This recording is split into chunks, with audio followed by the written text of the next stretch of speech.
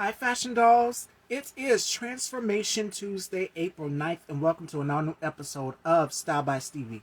Our very special guest today is an actor, writer, director, executive producer, author, and entrepreneur from the Raleigh, North Carolina area. And this is his very first time in the dollhouse, and I'm super excited to have him here. So, let's get into our interview with our very special guest, Fashion Dolls. Join me and give a very warm welcome to our very special guest, ladies and gentlemen, Eric S. Swindle.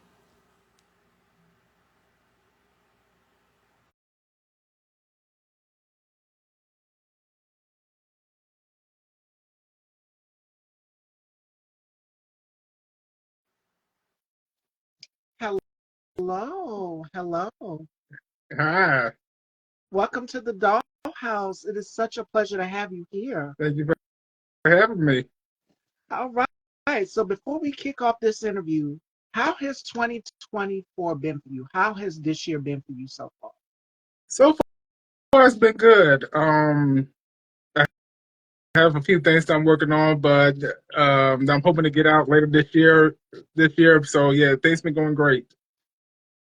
Yes, yes. So stop right into it. You're from the Raleigh, North Carolina area. I'm in South Yeah. Carolina and I have family in North Carolina. I have a brother in Charleston and I have family in New York. So my family's all over. So humble beginnings for you. At what age did you say? Because you are a man that wears so many hats. When I introduced you, when you came on, I said you act, you write, you direct, you executive produce, and you're an author and an entrepreneur. So, at what age did you discover the passion of writing and acting? Uh, 12. I think it was like around the summertime when I was 12 years old. Um, you can it's like for because like like at a young age I had so many things I wanted to do. Like one minute, hey, I say I want to be a cop, I want to be a firefighter, doctor, stuff like that. So next thing I knew, I just gained the passion of hey, how about just be an actor? I could do different things and have different opportunities. And then I thought about how to do that, how to get into the industry. Then that's when one of my role models became Tyler Perry, to how he write, direct, and produce and act his own stuff. I said, okay, why not give that a shot? And so that's when I started, getting into writing. Now, fast forward, let's get into writing because we're touching on that writing and acting. You Hmm. published your first young adult fiction novel, The Soul of a Young Man, on July 12th, 2013. Now, Yeah. tell us a little bit about that the experience of writing your first adult fiction novel and pulling from personal experience. What was that like for you? It was interesting because like being young, like I'm not gonna lie, I never even liked reading, so it shocked me when I started writing books. Um, when I wrote that one, it was during the time when I was going through, some depression and some other hard times. And so when I wrote the book, I just wrote, some of the moments to how I was feeling. And then when some people read it, some people thought certain moments of the book, like the character's mother is dead. And so people thought my mother dead. I'm like, no, my mother wasn't alive. That's the false part. Um so I just continue. So that's what helped me with my writing is to use personal experience. Because when I started writing, like I look back at some of my scripts, I'm like, what is this? Did I really write this? So when I started opening my eyes and my heart and mind, I found that hey, I could just use part of my stuff to how I actually felt to help me with the writing. Right. And then also you published your second book, which is a mystery thriller suspense. Yeah. Um, the book is called The Eyewitness, and I've seen the promo on your YouTube channel. So you guys head on over and subscribe to Eric's channel. Now, what was it like stepping outside from doing young adult fiction to now transferring over to mystery? It was a challenge because when you write in something with mystery, you want to give people the unexpected. So when when I decided to do that book, it was actually based on like a poster my sister husband had done. So I said, so he had said, "Hey, Eric, take a chance to write a book about it." So I had to think. I had to really go outside the box. I'm like, I really want to write something where I keep people suspense and suspense from beginning to end. Like every chapter, I want you to have like a moment where you just did not see that coming. And the thing about suspense is the viewers, us at home, we're watching and people are like, oh my God, what's going to happen next? That's the purpose of a mystery. It's supposed to leave you on the edge of your seats. And I love mysteries. My Yeah. mom, she's a mystery fanatic as well, too. She likes suspense. And of course, we watch shows like The First 48. We watch FBI Files, things like that. But it keeps people engaged, like what's going to happen, the suspense, the foreshadow, shall I say. So Yeah. both books are available on Amazon, and you guys can go and purchase your copy. Now, you have two novels in the series, and you're planning to build on more, continuing in this year of 24. So tell us a little bit of what we can expect. Well, my next novel is actually a slash. I'm really going outside the box this go around, and I'm writing a slasher novel for people who Horror. like Okay. horror films. My mom would love you because she gets me to try to watch it and all of these films with her. And I'm just like, you go ahead and you enjoy that. So I know with her, because she reads a lot too, I know she would enjoy that. So I can't wait to see this, Eric. Is coming out soon and this year. Yeah. Now, you not only have novels, your books, but you have your entertainment studio, Swindle Entertainment Studios. So tell us a little bit about that. Well, my entertainment company, it's a place where I'm trying to open opportunities for a lot of people because I know like I get inboxed a lot like, hey, when's your next play, when's your next production? And not just, actors, people who want to be on, stage or in films, people who are willing to help backstage, help set up, people who wanna, hey, do you have anybody to record? Do you have anybody, you know, all all that. So I'm like, I'm really trying to build a company where I can open the doors for very talented people and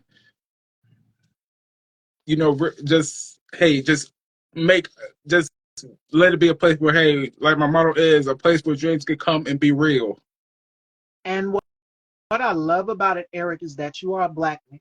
And we know how hard it is down here in Carolinas when we have a vision or something, people don't really see it for us. And now you have to go and build your own opportunities. You built your own opportunity. You started this company in 2016. What was it like stepping out on faith and now starting your own company where you say, okay, hey, I want to give opportunities to people who look like us? Like this screen here, for those of you that are home watching, people that look like us, because we know that the opportunities, and I said this yesterday when I did an interview with Joshua Quinn, that as it pertains to black actors, black directors, filmmakers, the opportunities out here for us are slim to none. So we have to go and create our own outlets, create our own seats at the table, shall I say. And we've mentioned Tyler Perry, who's definitely a person who has a seat at the table and created his seat at the table for other black filmmakers and directors and actors, so forth and so on. And for me, my favorite is Ava DuVernay. I love her. And I love how she also put people on that are black, that look like us unapologetically. So started your company in 2016. What was it like stepping out on faith? Was it a little bit scary? Because I know for any business move, for any business venture, it can be scary stepping out on faith. You don't know what people's reactions are going to be like. Okay, he's starting his own business, or how's he going to take it? But for you, what was that like? It was challenging because I never because it's like because I'd be trying to find sponsors or something to help fund my shows, but when I can't get anybody to hey say here's a few dollars to help you out, that I gotta go and work because I'm always like what I think working like 50 to 60 hours, going without, just saving, putting aside, doing what I can to fund each show. Or I'm out doing Lyft to bring out a few extra dollars because, building this company, opening opportunities. It's like really like burnt Anthony to really want to do. And so no matter how hard it gets, I continue to go, continue to work, do whatever I can to build. And that you do. Your story reminds me so much of another actor and director and business owner. His name, I'm pretty sure you've heard of him. His name is Trey Floyd. Trey Floyd Productions, and he's in Atlanta. And he has his company. He has his own theater, and he's black. He had to start from the ground up, hustle to get where he's at, to have his company and his brand and his business. So, for any filmmaker and director out here, what are some gems that you would give to them as far as getting in the business? Oh, can you ask that again? I said, what gems would you give to people that are looking to get into the business of producing and directing? Because you're a man who wears so many hats. You Yeah. write, you produce, you direct, and you star in your projects. And it's a balance doing them all. So what are some gems that you would give to people that are looking to direct and produce their own projects? Um, always, be mindful to what you do. Like, try not to do take it step by step. Don't try to do it all at once. Have some help to have people help you, because if you try to do every single thing on your own, you gonna find yourself messing up somewhere or missing something. So sometimes it's always good to have somebody to follow you to make sure it gets done correctly. Absolutely. Absolutely. You want things to come out perfectly. Now, Yeah, yeah, it's always good to have a good team behind you. and you used your funds to fund your productions. Now, let's go down the list here of your projects because you have so many. Motherless Child in 2017, 2019, and 2023. You have an unexpected Christmas in 2021. Bruised but not broken, which I've heard mad reviews about in 2022. So, what was it like putting on these productions? The behind the scenes. What was it like putting these projects together? And one of them was back in 2021, so this would have been after the pandemic. So was that difficult filming that project during the pandemic? Kind of, because because like during August of that year I did get COVID, so I would because I know that the COVID was kind of spiking during the moment. I was like, Lord, do I need to cancel this thing? Do I need to postpone it?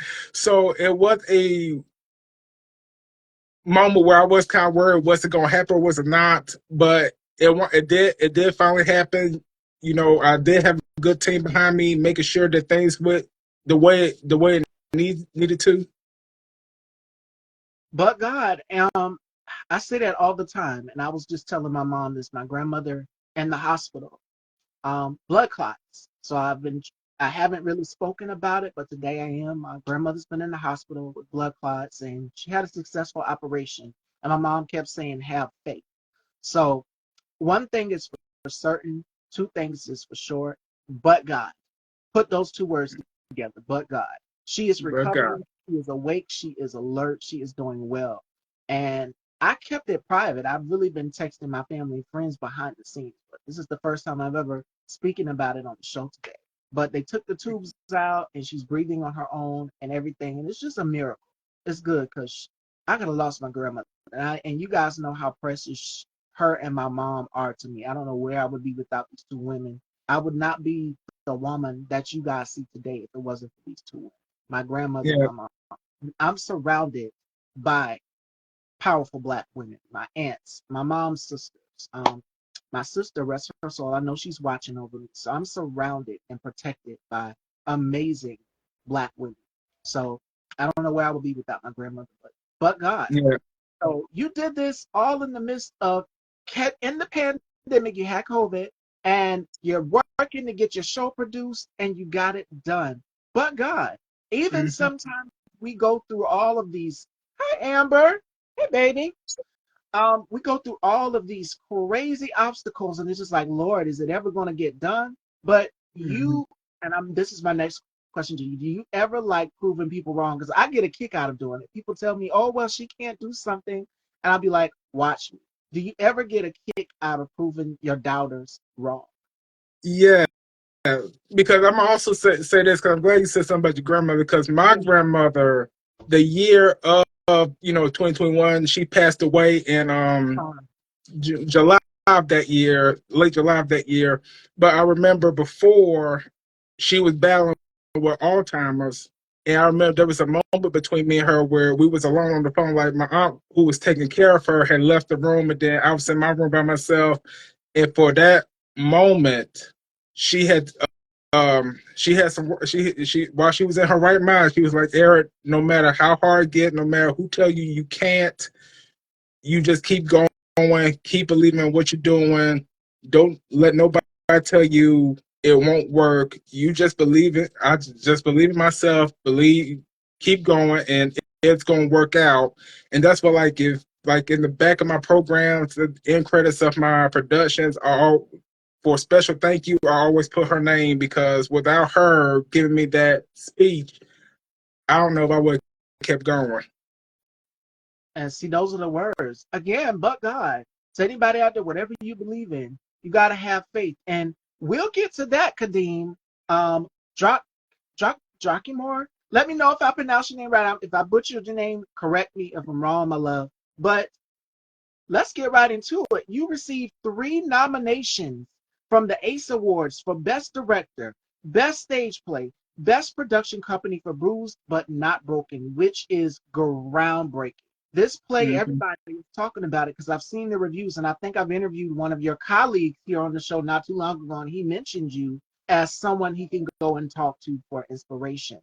And let me read some comments here. Let me read some of you guys' comments because I'm hoping this interview impacts a lot of people. Chef Amber says, my grandmother passed away September 25th, 2023, 7 p.m. from dementia and other illnesses. I was at school when I got the call. And I think I was in the live when you mentioned it, Amber. So my heart goes to you. Yeah. See, my thing is this year has been 2024 has been a great year, but it's been bittersweet because we've lost so many people. Like Lou Gossett Jr. just passed away not too long ago. Yeah, And my thing is give people their flowers here because you never know when he could be saying, okay, it's time to come right. before it's too late. Give people their flowers here. And one of my guests not too long ago, Ricky Taylor, really poured into me, surprised me, came on the show and was just pouring into me, saying, oh my God, you're amazing. All of these affirmations, all of these good things. And I just broke down crying. Like I was like, I don't deserve this. But in a way, it's just like, think about it. You've impacted people's lives. You're doing something that helps people. You're bringing them joy. So, Right. yeah, absolutely. And Kadeem says he was in Europe. What was it like working for Eric, Kadeem? And Eric, what is it like having an ensemble cast? Doing this show, Bruised But Not Broken, every night. And I'm pretty sure in different cities. What is it like for you? What's that experience like taking this show that has Well, impacted a lot of people's lives? uh, I mean, sorry, say, I was saying, what is it like doing this masterpiece in different cities or well, different arenas? I only did it in one city that Okay. was in Gardner, So do you but go ahead? I'm sorry. it was great because because with that production, it had it was a comedy drama, but I did have like a couple suspense moments in it that literally made the audience like give the reaction like, "Hey, I was yeah, that's what I wanted," because I just wanted people to be like because I try to also base it on reality, like, hey, this does go on, this does happen if you're not careful. And I'm pretty sure the audience that was watching this masterpiece, Bruised but Not Broken, can resonate with some character, and that's in any film project. They're watching, they can resonate with a character. Do you ever get people walk up to you and say, "Hey, I've resonated with this character," or "This happened to me in my life," or "I know someone who's experienced this different thing throughout this masterpiece"? Mm. Yeah, one time somebody I did have somebody who said well, it was with Motherless Child. Somebody did say that they were able to relate to that one. Bruised but not broke. I don't believe I ever had anybody to say it, but I had a lot of people. But I do have some people who were able to relate to it because at one time I wasn't going to do it because I had just learned that somebody that I knew kind of went through something similar. I was like, Lord, I don't want this girl to think I'm talking about her. But then I had about three other people say, Eric, do the play because I know several other people who going through the exact same thing. Let me read some of you guys' comments. Chef Amber, my auntie just buried her dad yesterday, and he was a military veteran. My condolences to you and your family, Chef Amber. And if you need me, I am here. I am one DM away. So reach out to me. And that's another thing for my audience. Don't be afraid to reach out to me if you've experienced loss or anything. I just want to be that beacon of light and know that I'm doing something that can help and impact other people's lives. And I think that's your brother, Fred Swindle says, congratulations, family, on your success. Yeah, we're related. I just got I just got to see how Yep, kind of says, one. Yeah, congratulations, family, on your success. So, what has been your, speaking of family, what has been your family's reaction? Have they seen some of your plays? they helped me because like I said when to get the production done, hey, I gotta put the sets and stuff up myself, so my family's there to help me put it up. And they're watching. So, what has been Hmm. some of their reactions to your plays? They're they're fully supportive of it. You know, my grandmother never misses one. My aunt who lives like 100 miles, every time I put on production, she drives all the way up here just to see it. Um, so yeah, I have my family full support of what I'm doing. And it's amazing to have your family support your vision and everything you want come to fruition, full circle. So, when was your full circle moment when you've seen that arena of people watching your play? When was your full circle moment for you where it's just like, okay, I need to pinch myself. This can't be real. So, when was that moment for you? I would have to say when I did Unexpected Christmas because that was really like the show that was nearly sold out to where I was like, really? Because before when I did Motherless Child, 2017, 2019, probably a good 100 people in there, so it wasn't real like a sold out show. But when I did Unexpected Christmas, and it's like wow, like I'm on the stage trying to peek out to the audience, like, wow, I have never performed in front of these many people before. And it's just it takes over you. It's like, wow, this can't be real to me. Like you have an outer body experience. You sometimes again, the power of God, you never know what can happen just in the nick of time. And you said right after the pandemic, smack dab out of the pandemic, all of these things are happening and you make it happen. You make the impossible possible. And that is the theme of today's show, which ties into today's final thought, which we'll get into. But before we get into today's final thought and close out today's show, because this is a great interview. I love your energy. I love what you're doing. And I love people that are in the Carolina area to know that I'm not and I'm glad to know that I'm not the only one that's in the Carolina area. I've interviewed some actors and actresses that are in the North Carolina and South Carolina region. And it's good to know that I'm not alone because a lot of talent has come down here from the Carolinas, from Viola Davis to Chadwick Boseman, rest his soul, to so many others that come down here from South Carolina and in the Carolina area. So the talent is here. We just got to look for it. And I mean, it's so many people that want to produce, direct, that want to act, that want to sing, that want to produce music. They want to do it all, but they're not getting those opportunities. So I applaud you, Eric, for giving people that look like us a platform and showcasing for people that are at home that look like us as well too. Because when we turn on the television, we want to see more representation, and I think it starts at home. And yeah, you got talent booming in places like Atlanta, but just like the Black Mecca.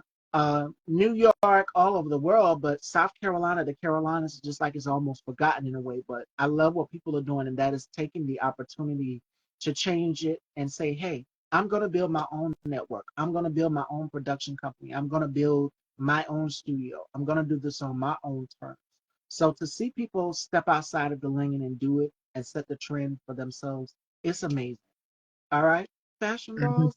So it is time to get into. We're gonna have some fun here with Eric before we wrap up today's interview. All right. And I do this with all of my guests, even for the new ones. If you're watching, if you're new to the audience at home, you can join as well too. The first game we're going to do is called the Rapid Five. And Eric has to tell me five things that he can't live without. It can be his favorite drink, his favorite book, his favorite soundtrack to his life.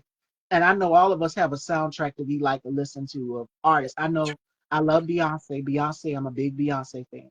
So I can't live without Beyonce. I don't know what I would do without her and her music.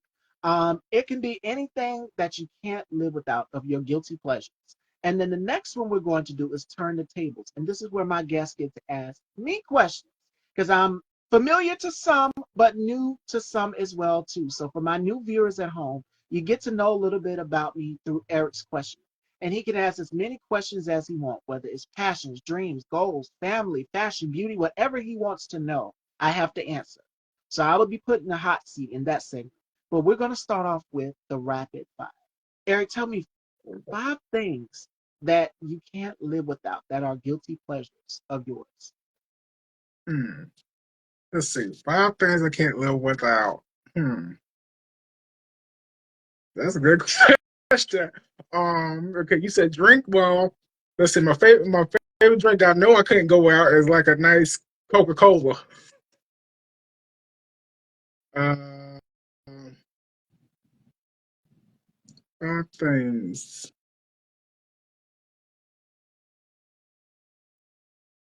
I would probably have to say my favorite author, which is Carl Weber. Ooh, Matter of fact, that's like literally he's the first book, like that's like the first author I ever picked up and read, and it would take you a crowbar just take it get his book out of my hand. Let's see. Let's see. Three more things. I'll, I think the third thing would probably I would have to say my work because that kind of is what keeps me going is to be able to write and you know because something else I try to do with is help people because I love helping people. So sometimes same. helping people through my work that is important to me is my work. Let's see. That's Let me three. go to let me go to music. I'm not gonna lie. I'm an old school kind of person when it comes to music. Okay. So I would have to say like I could go without music by two of my favorite artists, which is I would have to say Della Reese and Nell Carter because I love listening to them. You took it way back, and I'm a little bit of an old head too. I can go back to Motown era. I'm a big Smokey Robinson fan. Mm-hmm. I love Last Night in the Pips, Shaka Khan, of course, Patti LaBelle. That's the music that I grew up on, and then You born you into just the named the rest of '90s. mine. Yes. So the last thing. What is the last thing on your list?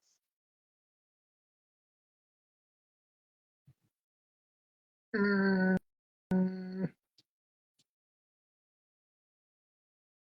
let's see. Last thing on my list.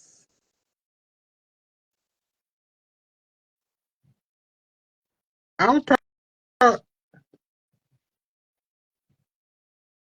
last thing on my list. I probably would have to say. Okay, so first, so I just said old school music. So if I had to say one more thing, I would have to say something from new school music. I just really got into Chloe Bailey. Love her. So Hmm. talented. So talented. And Yeah. what I love about her is that she plays instruments right along with her singing. And we don't really see Yeah, a whole lot of artists nowadays. And I was just talking to Dane Smith about this last week on the show where I said I wish that more and more artists would bring back live instruments. And I mean, of yeah, course, we see Shaquille's do it. Way back, if you want to go way back to old school, Nina Simone. I'm a big Nina Simone fan. Watching her play the piano live in front of crowds of people. yeah. So I wish more and more artists would incorporate instruments into their music versus playing the backup track, the backing track. And there's nothing wrong with that, but it would be nice to see live bands every once in a while. So Yeah, because my grandfather was the same way. My grandfather was a musician, a singer, recording artist who played the piano in his music. yes. So times have changed, and that is Eric's guilty pleasures, the rapid five, ladies and gentlemen. All right, my heart is beating fast for this next segment because I have no clue what he's going to ask me.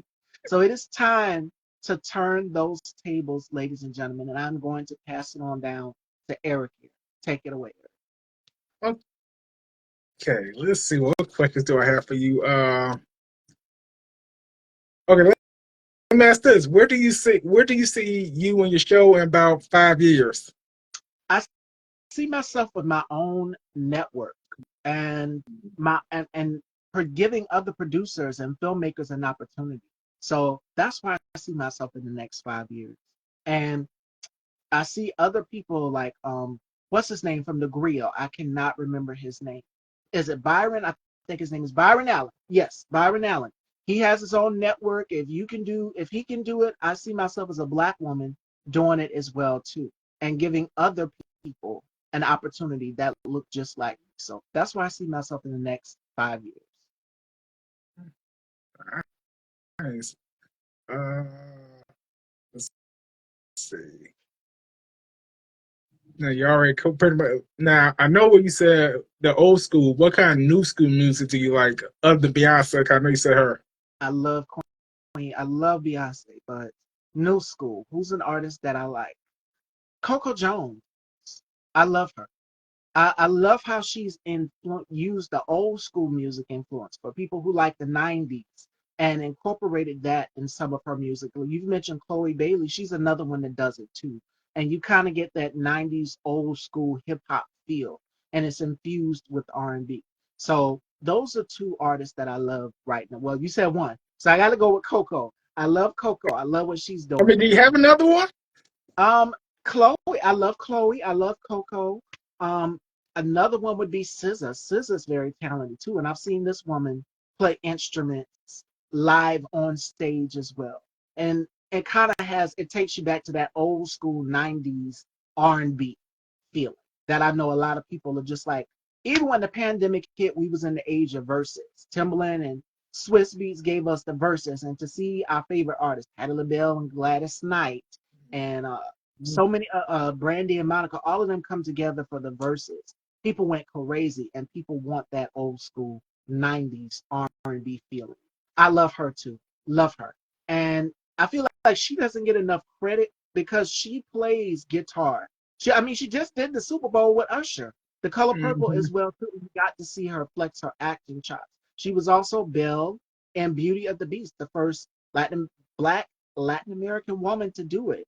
So yeah, yeah, but this one was Erica Badu versus Jill Scott in the verses when we was doing the verses. It was Erica versus Jill, and it was so amazing to see both because I don't like putting a label on artists. I don't, but they give me neo soul. They give me R&B. That's the type of music you would just sit back and hang out and play spades with your friends too. That's the type of music that Jill Scott gives you. The one and Erica gives you the type of music where you can just sit back and relax and have a good time. And they definitely both are powerhouses. I love both of these ladies. And I also love Kanya Dawes as well too. She's a neo soul singer. I've had the pleasure of interviewing her in one of my previous seasons. So if you like Jill Scott and Hill Saint Soul and Erica Badu, you'll love Kanya Dawes. Amazing. So those are a few of my favorites. All right. Let's see. What's my- Oh, who inspires you? Who inspires? My mom, we look just alike. She's a Scorpio. But no, I'm a Scorpio. She's a Libra, October 7th. Mine is October 31st. And she inspires me because she's always the one to be able to. She's taught me and my siblings, because I have brothers and sisters. She's taught all of us to speak out on whatever it is. When you see somebody being mistreated or you see something that is wrong, you say something about it. So my mom has definitely been an inspiration. And I would go back and watch some of my interviews and I'd have to catch myself. And I'm pretty sure you've had that too, where it's just like you watch yourself acting in the screen. It's just like, oh my God, my mom or my dad would do this. Even with me, I would go back and watch some of my interviews and I catch myself and I'd say, oh my God, I'm turning into my mother. And even for anybody who's close to their mom or their dad or whoever, you watch something that you're in and it's just like you're turning into your parent or you're doing things the way your parent would. And it's scary and it's funny at the same time. So you have to catch yourself. But my mom is my biggest inspiration. I think that's all the questions I got right now. All right, fashion dolls. So before we close out, Eric, what is next for Eric Swindle Productions in the future of 2024? And what are some gems of wisdom? Because we talked about loss today. We touched on a number of things and having faith and even in the midst of chaos and obstacles, still going, keep going. What are some gems that you would like to leave to the up and coming next generation of filmmakers? And what are some things that you learned throughout your career as well too?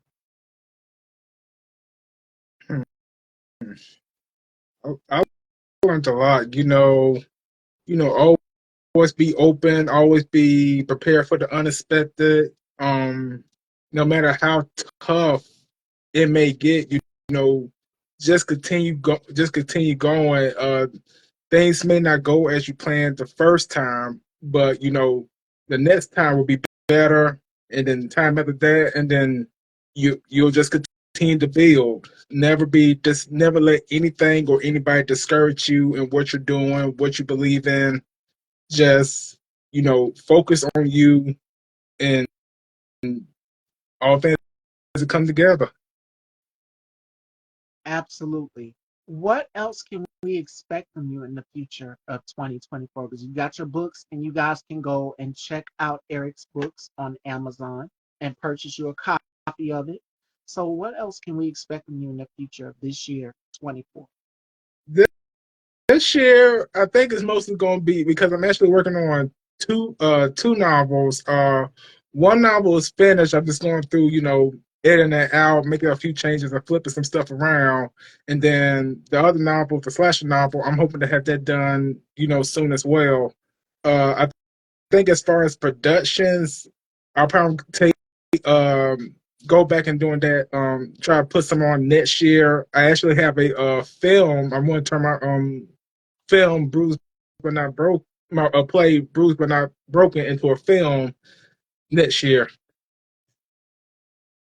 And you guys can check out the plays on YouTube. I did my homework. So you guys can go and check out Bruised but Not Broken.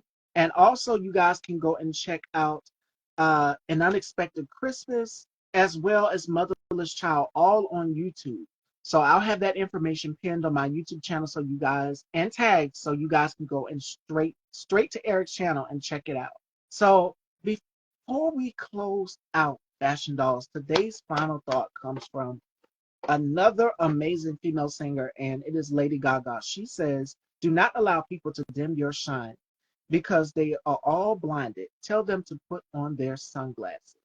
And you're going to have people that are going to try to be an obstacle in your way. But it goes back to the part of the interview what me and Eric were just talking about, which is to keep going. He did his plays right, shot those plays right in the middle of one of them right in the middle of a pandemic, had caught COVID, had it, and completed his project. But it goes back to those two words, fashion dolls. But God, anything is possible. The impossible is possible. And Audrey Hepburn has a quote that goes like this: and it is impossible, but it says, I'm possible. And you are possible because you believed in yourself. And you've conquered and overcome everything that you've been through. I've had some trials and tribulations this morning, starting the day. Two, actually. But I didn't let those things stop me. I kept smiling and kept right on and did what I had to do and came on. This is the end result, Fashion Dogs. So thank you all so much for tuning in, ladies and gentlemen. Today, with our exclusive interview with very special guest Eric Swindle. And Eric, where can everyone follow you and check you out? They can follow me on Facebook, Instagram, Twitter. I'm even on TikTok. And then if they want to, they can even check out my website, www.ericswindell.com. And they can even sign up for my message board if they're not always on social media. I'll send out an email where, hey, you above come productions or books, and they can even leave comments of the shows that they checked out. There you have it, Fashion Dolls. And joining me tomorrow, we have Mel's Safe Space, Mel's Dessert. She joins me tomorrow. So be sure to tune in. We are going to discuss self care, self awareness, and protecting your peace. So make sure you guys tune in tomorrow on Style by Stevie. And I will see you then at 4 Fashion Dolls. And you guys take care. Eric, it was a pleasure meeting you. I had such a great time. I did too. All right, Fashion Dolls. You guys take care and head on over and subscribe to Style by Stevie Daytime if you have not, and hit that bell so you'll be notified when new interviews are posted. I think this will be interview 591. So we are on the road to 600 shows, Fashion Dogs. So the countdown begins. Thank you all so much for y'all's love and support unconditionally. And I will see y'all tomorrow. Talk to you later. Take care.